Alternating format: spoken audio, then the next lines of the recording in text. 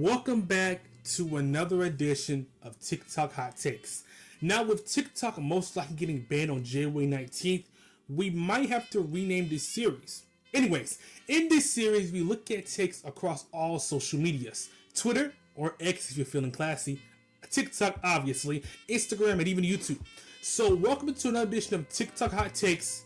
Let's get to the first take. My opinion, John Stockton was the greatest point guard to ever play. You've actually said that John Stockton was harder to guard than Michael Jordan. Yes. Because I guess that Stockton wouldn't react to your trash talk at all. He would just look right through you and keep scoring. Like a stone face. But it's a difference between him. I got to guard him 94 feet. I have to always focus on him. He only played 34 minutes. And then when you look up, he shot the ball 10 times. He made 8. He shot 7 free throws. He made all 7. Next thing you know, you look up, he got 16 assists. I can't deal with that. Now, a couple of things. First, Gary Payton says that in his opinion, Stockton is the best point guard to ever play, which is actually hilarious. He claims that he had to guard Stockton 94 feet because of his playmaking and his ability to score sneakily. Now, first, he's lucky he didn't have to guard Stephen Curry, who I believe is the best point guard to ever play. Curry had his ability to be a better playmaker, in my opinion, than Stockton, and didn't also be able to shoot from anywhere, but also be able to drive and direct his finishing is what separates him. I have spoken a lot about Stockton. I mean, I even made an overrated video on him, which more are coming soon. So obviously you can tell I don't think he's that great.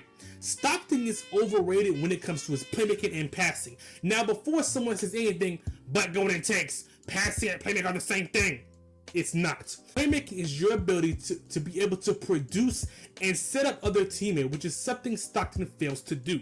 Now, Stockton is not a horrible playmaker and passer, as he is good, but not as good as his peers try to make him out to be.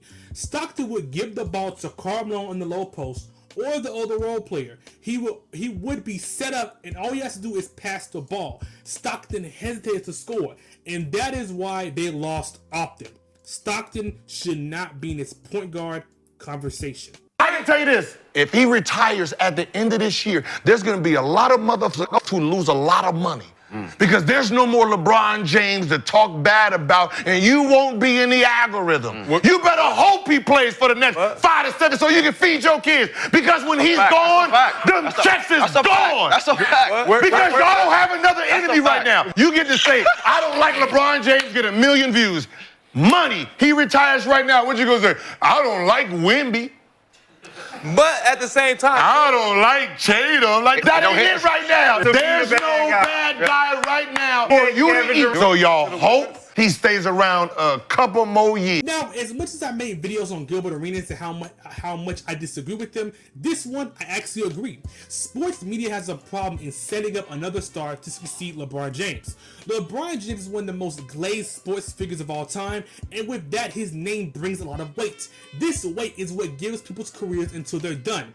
I'm looking at you, Skip Bayless, and by that lawsuit, it seems like your career is beyond cooked. Anyways, the NBA has a problem that is easily fixable. There are a plethora of players that are available to be able to put in that position or set up. Shai Gilgeous-Alexander is on a winning NBA team that is looking like they'll be a top Western Conference seed for a while. He has an appealing game, he has good style in the way he dresses, and he also is good in interviews. Anthony Edwards is himself, which is something that a lot of fans take as relatability. He has an appealing game, and he also is good in interviews, but that team, man, he has someone on that team named Julius Randle. Tatum, even though he's on the team that's able to hide his flaws, he is in a winning environment. He is good in interviews and has a decent, appealing game to the viewers. Nikola Jokic, even though he is international, which I don't have a problem with, but it seems like the NBA does, he's dominating the NBA right now. His playmaking is generational. He has good touch in the rim and is better at defense than what people say. He just has what I call the Kawhi Leonard issue, as he just doesn't care for interviews and about talking basketball, but he loves playing it. Giannis also fits his category, as his team is winning at times. He's an amazing defender, has great traditional game, and is also good in interviews. This media problem needs to be solved before we have another MJ situation. Jimmy Butler comes, he gets you to the championship. If he tells you, bring me one more star, motherfucker, bring him one more star. Because if he can get you to the championship with this, bring me one more star, I got you. So for you to pretend that you are the Heat culture and you can do this, you're lying. Yeah. Because when he leaves, motherfucker, nobody's coming there. I got these. Nobody's coming to. You got South Beach in your favor. Yes. And you treat South Beach like it's a fucking prison. Another Gilbert Arenas take. I know, crazy. Anyways, I made a Jimmy Butler video. If you haven't seen it, you should. Anyways, in that video, I talked about how Jimmy Butler's in a bad situation. Jimmy was able to lead this team to the finals, as yes, when he played in the Eastern Conference, it was riddled with injuries, but it's called taking advantage of opportunities. Jimmy Butler was dominant in these runs, as in the bubble run he had 22.2 points, 6.5 rebounds, 6 assists, 2 steals on a 48, 34, 85 splits. In the 2022-2023 finals run, he had 26.9 points, 6.5 rebounds, 5.9 assists, 1.8 steals on 46, 35, 80 splits. Pat Riley is a very stubborn coach and general manager. If he sees it works, he's gonna keep it running, even though it's very clear they need some help. Miami is gonna have some hard work getting another star there, as yes, Jimmy Butler isn't the perfect player, but he has indeed done his best. 2 finals appearances should be enough to try and bring another star. Jimmy isn't going to go anywhere, as his contract is too large, but he did all he can in South Beach. Let's not act like Kyrie wasn't playing at the same level that Bron was playing at in that run. Okay, so I'm gonna stop right there. Player's choice, all love, but Big Ox, you do not believe that. LeBron James in that series averaged 29.7 points, 11.3 rebounds, 8.9 assists, 2.6 steals, 2.3 blocks on 49, 37, 27 splits, 72 splits.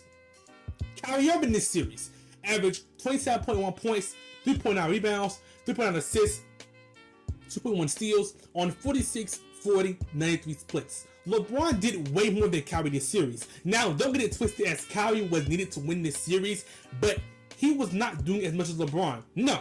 Yes, Kyrie hit the shot. Irving and Curry, one-on-one. Irving puts it up. It's good! But LeBron also did his block. Rebound taken by Iguodala. Iguodala to Curry, back to Iguodala, up for the layup. LeBron led in almost every category. LeBron did more than Kyrie this series. Kyrie was a Robin, just like he always is. LeBron doesn't have more championships because LeBron never played in a system that breeds championships. The triangle offense had Phil and Michael win 6 championships. They would have won 8 championships if Michael didn't go away. Ain't that the truth? Then to prove that point, they come to LA and he wins 5 championships with the same offense, with a great player. But it's a system. They couldn't beat the triangle system. Then this guy named Steve Kerr goes and takes a version of it and wins 4 championships with it. It's a system. LeBron never had this triangle system. It was all put the weight on him, and anytime you put the weight on somebody without the system, they didn't win. Now, there is something called the LeBron system. If LeBron's on your team, you have to build around him, so it's harder to have a system, plus LeBron's play style just wouldn't fit his system. Kobe and MJ had a game that could be catered to fit into systems, which is why LeBron doesn't have that many championships. As yes, injuries like in 2015, whether Warriors fans want to admit it or not, the Cavs had a chance to win if Kyrie and K-Love are there. Another reason is just the competition in the West, especially in 2017 and 2018. A system is just something you can use to plug and play other players and have an idea how to win with certain players and export it to the best of its abilities. LeBron has a very specific play style to win, and when he was able to shoot efficiently in 2004-2009, it was definitely hard to put around him. Now, the Cavs still did do the best job, as they could have done better, and there was always trades coming out that they were hesitant on doing. He played every single game with us. He didn't miss one game for the Sacramento Kings. Not one. What was the conversation? The conversation is if Mitch Richmond take Jordan away from Scottie Pippen and put Mitch Richmond on, they win 3 of those championships. No, 4. I'm gonna. Hey, yo, Mark. I'm gonna Scottie and Mitch. I'm gonna jump through the screen. I can't handle this. I'm gonna lose my fucking mind. Scottie and Mitch are winning 4 championships. No, they not. Ox, stop. From They're winning 0. From 91 to 98, when Scottie was winning championships with Jordan, him and Mitch would have won 4 in Sacramento. Wait a minute, Ox. So where are we going, Ox? Are we taking Jordan off the Bulls, or are we moving Scottie to Sacramento? No, we're moving Scottie over there with Mitch. Okay, if so you chill. If you on the Kings? Wait. Chill. No. If you do it that way, chill, they win 6, just like him and Jordan. If you put Mitch over there with Scottie and take Jordan off, okay, they might lose 9. They might lose in 97. Other than that, they win. I'm with you. Now I'm gonna stop it right there. Big Ox, welcome back. Now I'm not the biggest Scottie Pippen fan, as I think he's overrated in some areas, but his ability to take some of the load defensively off Jordan is what dramatically separates him and Mitch. Now in the latter half of the second three-peat, I made it known that it was pretty much Jordan carrying, but still Pippen defensively just clears Mitch Richmond. Now when it comes to other conversation, it's just insane. MJ is just better in Mitch in every area. Mitch is not a superstar player like Jordan. Jordan's a better defender offensively. Wait, why am I entertaining this? Move on. Now this is our first Twitter or X take of the day. Now when it comes to this picture, honestly, it's hilarious. Saying this shot is overrated or it's just so bad. Like, one, you're a casual because you don't know the context of this game. The Warriors and Oklahoma City Thunder were the consistent best two teams in the West, with the Warriors clearly leading with a 53-3 record. Shit. Curry was in the middle of his insane 2016 MVP run, which a video will be made on that. Anyways, three-point shooting wasn't the norm it is today. Also, the Warriors were down at the risk of losing this game. Curry pulled up from deep like it was nothing, and it separated him this season, and people realized this nigga's not human, and he is an alien. Someone come get this man out of the United States. People just come on Twitter or X and just say anything. The last tick of this video will end off on the Twitter or X. Just call it X, we get it. Dang, you don't gotta be so mean. Anyways, in this 6-man lineup, MJ, Kobe, Bron, Timmy D, KD, or Shaq, who comes off the bench? Now, in my opinion, Shaq comes off the bench. Now, when it comes to this team, I want spacing and a defensive lineup that has great versatility. Shaq is very dominant in the paint and is also very efficient, but he will clog the paint in the way of my dominant mid-range shooters. I see a lot of people saying Kobe Bryant, which doesn't make sense to me, as Kobe can lead my second unit, but we all know how he's gonna act. He won't be in that starting lineup. But besides that joke, I would like Kobe Bryant in my starting lineup for spacing. To have maximum spacing, getting Shaq out of there is my option. Tim Duncan, I say, more and more is becoming more and more underrated, as people are saying he wouldn't be good in a pick and roll with these players, which is ridiculous. Also, Tim is great in space defensively and will be able to fill in the gaps and help as well. My lineup will be MJ, Kobe, KD, Bron, and Tim.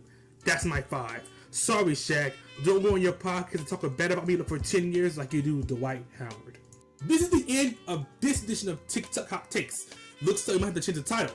What about social media's ridiculous takes? No. No? Okay. Well, follow all my socials on the screen and down below. Subscribe, like, and comment, and yeah, go to Takes.